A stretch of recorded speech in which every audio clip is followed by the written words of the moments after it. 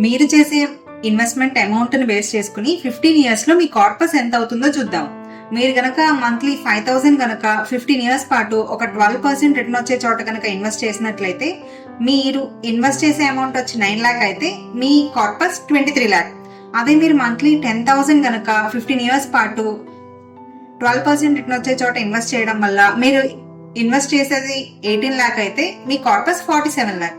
అదే మీరు మంత్లీ 15,000 గనక 12% రిటర్న్ వచ్చే చోట 15 ఇయర్స్ పాటు ఇన్వెస్ట్ చేయడం వల్ల మీరు చేసే ఇన్వెస్ట్మెంట్ 27 లాక్ అయితే మీ కార్పస్ అనేది 71 లాక్.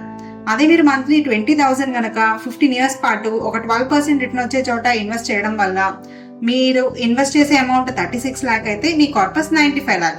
అదే మీరు 25,000 గనక ఒక 15 ఇయర్స్ పాటు 12% రిటర్న్ వచ్చే చోట మంత్లీ గనక ఇన్వెస్ట్ చేసినట్లయితే మీరు ఇన్వెస్ట్ చేసే అమౌంట్ వచ్చి 45 లాక్ అయితే మీ దగ్గర 1.18 crore కార్పస్ అయితే ఉంటుంది.